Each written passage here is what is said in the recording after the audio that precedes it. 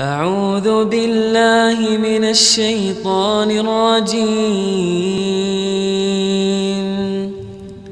بسم الله الرحمن الرحيم.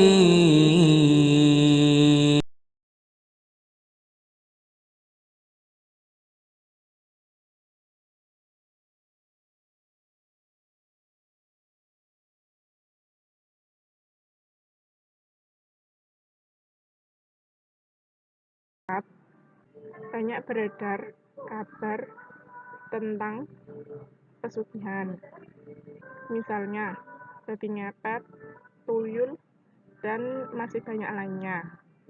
Menurut pandangan Anda, apakah kisah-kisah tersebut benar-benar ada? Lalu, apa pendapat Anda sendiri tentang pesugihan?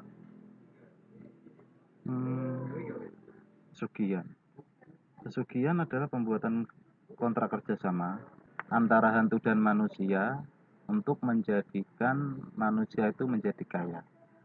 Dan pesugihan sendiri itu terbagi dalam dua macam. Yang pertama pesugihan langsung dan yang kedua pesugihan tidak langsung.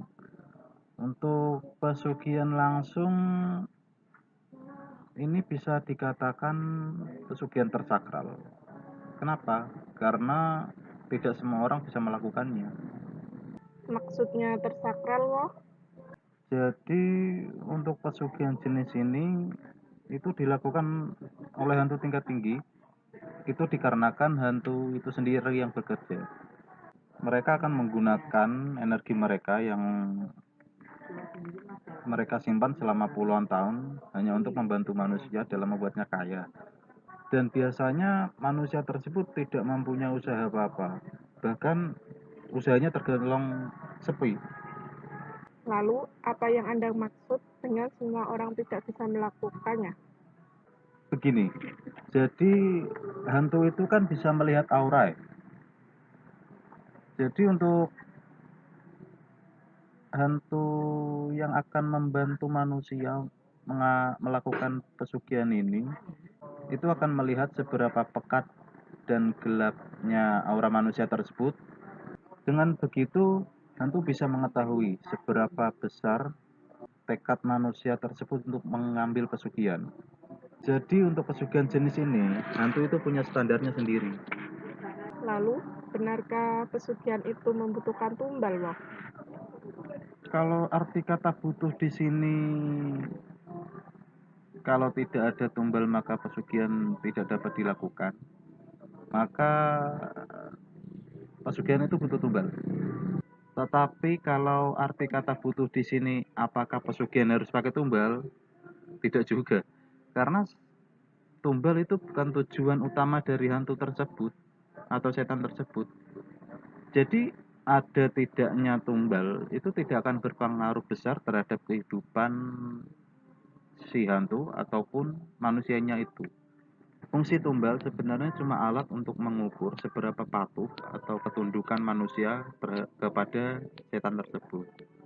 Bahkan beredar kabar sekarang ada yang namanya pesugihan putih. Pesugihan putih, bentuknya seperti apa, loh? Untuk pesugihan putih ini biasanya berbentuk seperti jimat ya.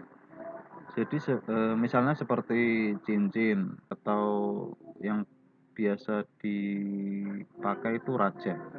Jadi pesugihan putih ini sebenarnya termasuk pesugihan yang tidak langsung. Jadi untuk mendapatkan pesugihan ini biasanya pelaku cuma tinggal pergi ke dukun, lalu kemudian membayarkan sejumlah uang, dan si pelaku ini akan diberikan jimat oleh dukun. Hey, that's pretty good. Untuk tumbalnya sendiri biasanya seperti apa? Untuk pesugihan langsung biasanya harus mengandung dua unsur, yaitu darah dan daging. Misalnya seperti ayam yang disembelih, terus yang dulu-dulu itu ada kepala kambing atau kepala kerbau gitu ditempatkan di sebuah tempat, ya seperti itu. Bagaimana dengan tumbal manusia, Wah? Maksudnya manusia menjadi tumbal begitu. Ya, Anda ini terlalu banyak nonton sinetron. Jangan sentuh aku! Jangan sentuh aku! Tidak ada yang namanya tumbal manusia dalam pesugihan. Jadi, bagaimana cerita pesugihan yang akan mengorbankan anak dan anggota lainnya? Bagaimana ceritanya itu? Jadi, ada seseorang yang akan melakukan pesugihan, Mhm. kemudian selang beberapa bulan atau beberapa tahun akan ada anggota keluarganya yang meninggal.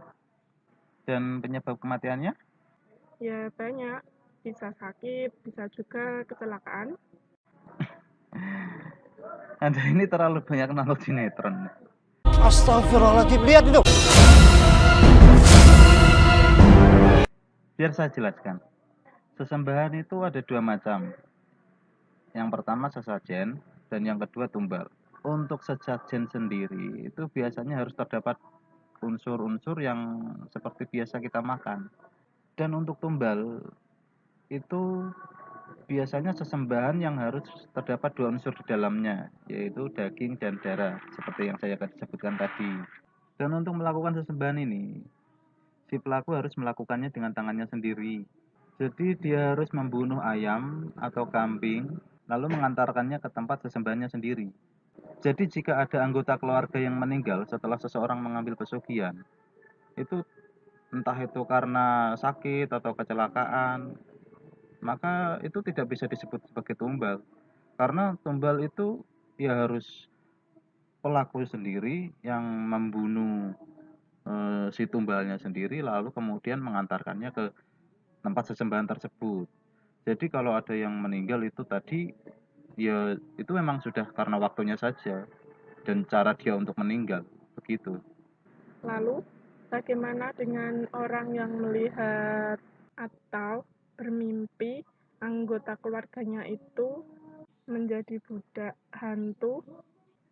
Nah, disinilah permainan setan itu terjadi. Jadi semua itu hanya settingan.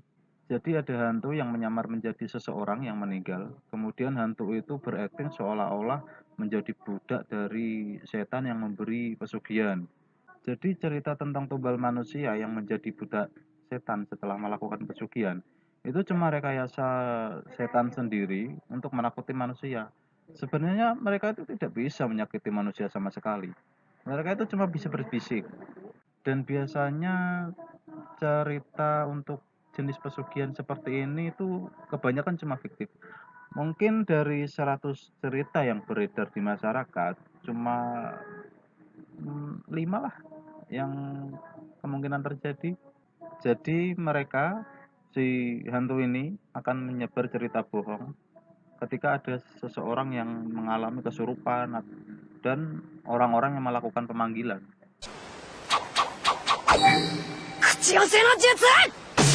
Lalu, contoh dari pesugihan langsung itu seperti apa?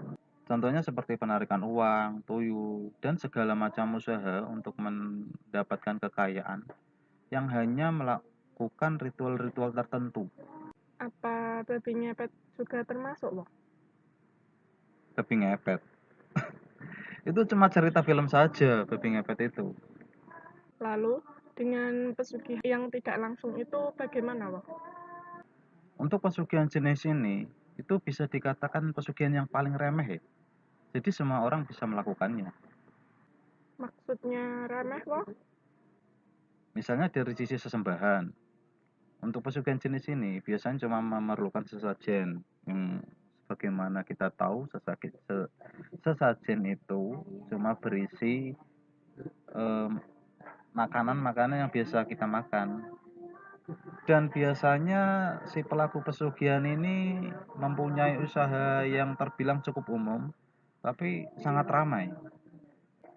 Jadi pesugihan ini lebih berfungsi sebagai pelaris. Tetapi kita juga tidak perlu berburuk sangka terhadap warung-warung atau rumah makan yang ramai. Karena begini, eh, pada dasarnya apa yang dilakukan oleh si pelaku tidak akan berpengaruh besar terhadap kehidupan kita. Untuk ciri-ciri tempat yang ada pesugihannya itu seperti apa, Wak? Kita ambil yang mudahnya saja ya.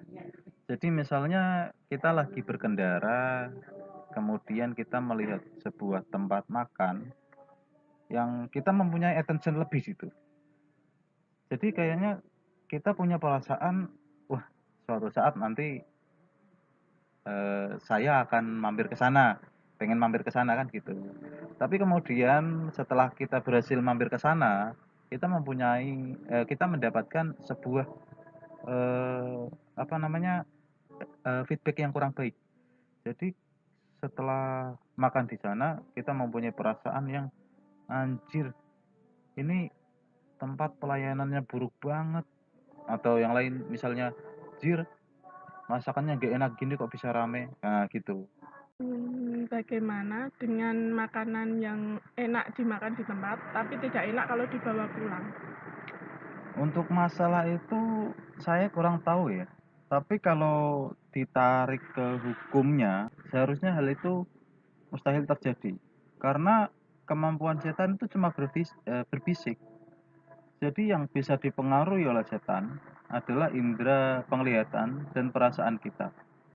Anda tadi kan sempat bilang bahwa tumbal bukanlah yang diinginkan oleh hantu untuk mau membantu manusia. Lalu imbalan apa yang mereka inginkan, Wah? Imbalannya adalah dengan menemani mereka di neraka. Jadi dengan meminta bantuan setan mendatangkan sebuah kekayaan, secara tidak langsung mereka mengakui bahwa ada goib lain selain Allah yang mampu mendatangkan rezeki. Jadi dengan begitu mereka akan terjerat dengan yang namanya dosa syirik, dosa menyekutukan Allah. Oh iya, Wah. Menurut kabar yang saya dengar, pelaku pesugihan akan celaka bila berhenti melakukan ritual atau pesugihan. Itu benar nggak, Wah? Ini terdengar jadi seperti kontrak seumur hidup jadinya. Ya enggak lah. Jadi biar saya tegaskan lagi di sini. Hantu, setan, bahkan iblis sekalipun itu tidak akan bisa menyakiti manusia. Mereka hanya bisa menyesatkan lewat bisikan. Jadi saran saya buat teman-teman yang sedang melakukan pesugihan, lebih baik bertobatlah sekarang. Nggak usah khawatir dicelakai oleh makhluk-makhluk tersebut. Karena mereka itu tidak bisa menyakiti manusia sama sekali. Maka dari itu bertobatlah. Selama nyawa masih di dalam badan, kesempatan bertobat itu akan selalu terbuka. Bukankah ampunan Allah itu seluas langit dan bumi? Dan sebenarnya pelaku pesugihan sendiri itu yang rugi. Karena ketika iblis mau berada di neraka, mereka meminta umur yang panjang sampai hari kiamat. Lah ini ada manusia mau berada di neraka kok cuma minta kekayaan. Kan aneh. Dan katakanlah kalau memang ada pelaku pesugihan yang meninggal setelah memutuskan kontraknya, tetapi sebenarnya itu keuntungan buat dia. Karena sebelum dia mati, dia sempat bertobat. Jadi buat apa takut mati setelah memutus